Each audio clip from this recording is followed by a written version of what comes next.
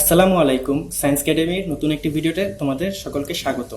আজকে আমরা জানবো যে পাওয়ার শূন্য হলে তার মান এক কেন হয়। আমরা সবাই জানি যে কোনো সংখ্যার উপরে আমি যদি পাওয়ার শূন্য দিই তাহলে তার মানটা হয়ে যায় এক, কিন্তু কেন এই জিনিসটা হয় তা কিন্তু আমরা অনেকেই জানি না। তো আজকে আমরা ওইটা জানার চেষ্টা করব, এমনকি প্রমাণ করার চেষ্টা করব যে পাওয়ার শূন্য হলে কেন মান এক হয়। আমি চারটে উপায়ে চারটে সিস্টেমে প্রমাণ করার চেষ্টা করব। তো প্রথম উপায়ে দিকে আমরা চলে যাচ্ছি। আমরা সবাই সূচকের নিয়মগুলি জানি, সূচকের সূত্রগুলিও জানি। সূচকের নিয়ম অনুসারে x to the power a divided by x to the power b equal to হয় x to the power a minus b। x to the power a divided by x to the power b equal to x to the power a minus b। অর্থাৎ যদি ভিত্তি সমান হয়, যে x ভিত্তি সমান হয়, আর যদি ভাগ থাকে তাহলে পাওয়ারে পাওয়ারে হয় হচ্ছে বিয়োগ। ভিত্তি সমান হলে পাওয়ারে পাওয়ারে হয় বিয়োগ। তো এখন এক্ষেত্রে আমরা যদি a ইকুয়াল টু b ধরি a ইকুয়াল টু b ধরে নিলাম, a ইকুয়াল টু b যদি ধরি, সেক্ষেত্রে আমরা লিখতে পারি x to the power a divided by x to the পাওয়ার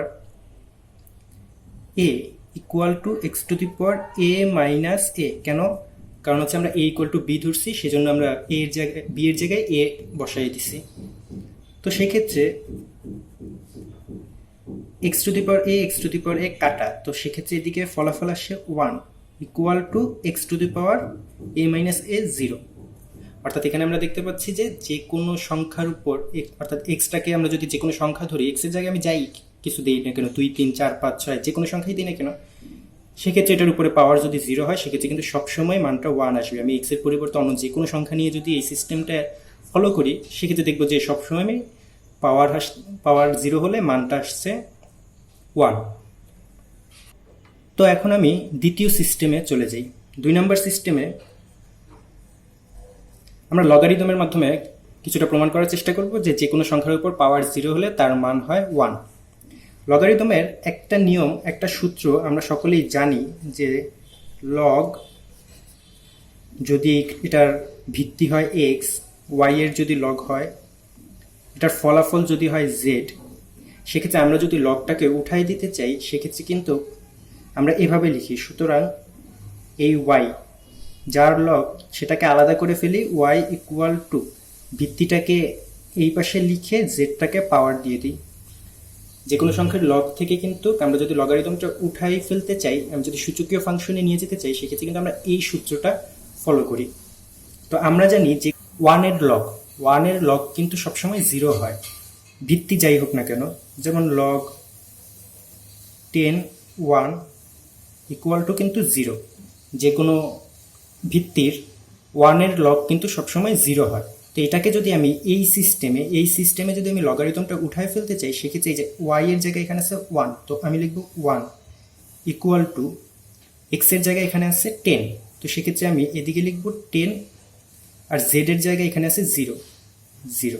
অর্থাৎ দেখা যাচ্ছে যে 10 two the power 0 equal to 1। এখানে আমি 10 এর জায়গায় যদি 2 দিতাম, 3 দিতাম, 4 দিতাম, 5 দিতাম, অর্থাৎ ভিত্তি আমি যাই দিতাম না কেন, প্রতি ক্ষেত্রেই কিন্তু ওই ভিত্তি two the power 0 equal to result আসতো 1। কারণ আমরা জানি যে কোনো ভিত্তিরই 1 লগারিদম হয় হচ্ছে 0। এখন আমরা তৃতীয় উপায়ে প্রমাণ করার চেষ্টা করব যে কোনো সংখ্যার উপর পাওয়ার 0 হলে তার মান হয় হচ্ছে 1।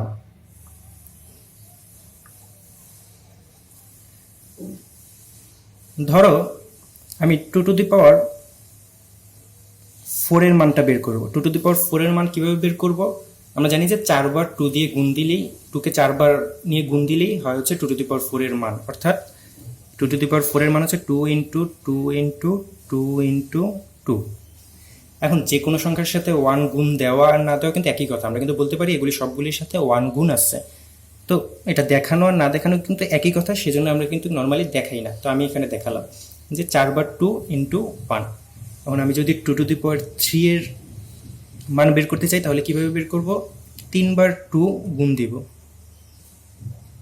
এখন এটার সাথে আমি 1 গুণ দিতে পারি, একই কথা। এখন আমি যদি 2 স্কোয়ারের মান বের করতে চাই, সেক্ষেত্রে কি 2 বার 2 গুণ দিব, সেক্ষেত্রে আমি 1 গুণ দিতেও পারি।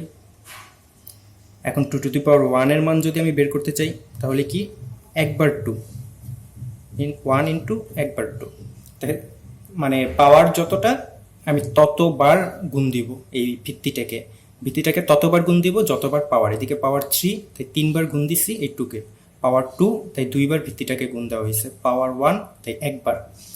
এখন 2 টু দি পাওয়ার 0 কি, এখন সবগুলির সাথে যেহেতু আমি 1 1 1 গুণ দিতেছি তো এদিকেও কিন্তু আমি 1 লিখতে পারি। এখন কথা হচ্ছে এখন আমি 2কে কয়বার গুণ দিব, দেখো এদিকে কিন্তু 2 1 আওয়ার 1 ছিল বলে আমি 2কে একবার গুণ দিচ্ছি, কিন্তু এদিকে যেহেতু 0 তার মানে আমি 0 বার গুণ দিব, মানে 0 বার গুণ দেওয়া মানে কি আমি গুণই দিব না, সেক্ষেত্রে এদিকে রেজাল্টটা কি থাকে, রেজাল্টটা কিন্তু 2 two the power 0 equal to 1 থাকে। একইভাবে আমি যদি 3 4 5 6 যে কোনো সংখ্যারই পাওয়ার এভাবে আমি যদি গুণ দিয়ে দিয়ে বের করতে চাই তাহলে সেক্ষেত্রে কিন্তু শেষ পর্যন্ত ওই পাওয়ার যখন 0 আসবে তখন কিন্তু আর আসলে আমার গুণ দেওয়ার মতো কিছুই থাকবে না, কারণ পাওয়ার যত আমি ততবার গুণ দিব, যেহেতু এদিকে পাওয়ার 0 তাই আমি 0 বার গুণ দিব, মানে আসলে আমি কিছুই গুণ দিব না, তাহলে মানটা আসে কি 1। এখন আমরা সর্বশেষ আরেকটি মেথডে দেখার চেষ্টা করব যে যে কোনো সংখ্যার পাওয়ার 0 হলে তার মান হয় হচ্ছে 1। এখন আমরা 3 কে এক্সাম্পল হিসেবে ইউজ করতে পারি। আমরা জানি 3 টু দি পাওয়ার 4 এটার মান কত, 81। 3 টু দি পাওয়ার 4 এর মান কিন্তু 81, তাহলে 3 কিউবের মান কত, 3 ইন্টু 3 ইন্টু 3 মানে কি 27। 3 স্কোয়ারের মান কত, 9। 3 টু দি পাওয়ার 1 এর মান কত, 3। এখন সমস্যা হচ্ছে তাহলে 3 টু দি পাওয়ার 0 এর মান কত। দেখো এদিকে 4 থেকে 3তে আসছি, মানে কি আমি পাওয়ার 1 কমাইছি, সেক্ষেত্রে পাওয়ার 1 কমালে মানটা কিভাবে কমছে দেখো তো, এই যে 81 থেকে যদি আমি 81 থেকে যদি ভাগ 3 করি সেক্ষেত্রে কিন্তু 27টা আসছে। ভাগ 3 কেন করব, কারণ হচ্ছে এদিকে ভিত্তি হচ্ছে 3, 81 থেকে যদি আমি 3 ভাগ করি সেক্ষেত্রে 27 আসে। আবার 27 থেকে যদি আমি 9-এ আসতে চাই তাহলে কীভাবে আসতে পারি, 27কেও আবার ভাগ 3 করলে 9-এ আসা যায়, কারণ এদিকেও পাওয়ার 1 কমছে, পাওয়ার 1 কমা মানে আমি ভিত্তি দিয়ে ভাগ দিব। 27 থেকে 9-এ আসলাম কীভাবে, 3 ভাগ করে। আবার 9 থেকে আমি যদি 3-তে আসতে চাই, কারণ এখানেও আবার পাওয়ার 1 কমছে, তো সেক্ষেত্রে ফলাফল 9 থেকে আমি যদি 3 আসতে চাই সেক্ষেত্রেও কিন্তু আমার 3 দিয়ে ভাগ করতে হবে।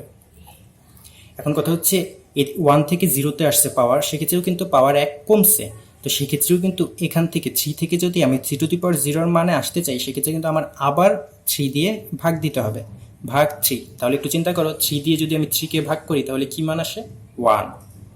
তার মানে 3 টু দি পাওয়ার 0-এর মান কিন্তু 1, এটা কিন্তু প্রুফ হয়েই গেল।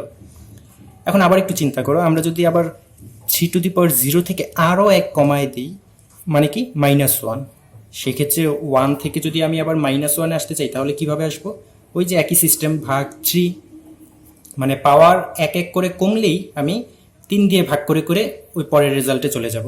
তো সেক্ষেত্রে এটাকে যদি আমি 1কে ভাগ 3 করি তার মানে 1/3, আমরা জানি 3 টু দি পাওয়ার -1 এর মান তো 1/3। আবার যদি যাই 3 টু দি পাওয়ার -2 মানে পাওয়ার আরও 1 কমছে, সেক্ষেত্রে কিন্তু আবার এখান থেকে কিভাবে আসবো, 3 ভাগ করব। 1/3কে ভাগ 3 করলে কি আসে, 1/9। আমরা জানি যে 3 টু দি পাওয়ার -2 এর মান 1/9, অর্থাৎ এইভাবে কিন্তু আমরা পাওয়ারের মানগুলি বের করে ফেলতে পারি। তো এই সিস্টেমেও আমরা দেখতেছি যে 3 টু দি পাওয়ার 0-এর মানটা কিন্তু আসে 1। তো আবার এই যে এরকম এক্সাম্পলে আমরা যে কোনো সংখ্যা দিয়ে আমরা নিজেরা করে দেখতে পারি যে সকল ক্ষেত্রেই কিন্তু মানটা আসবে 1।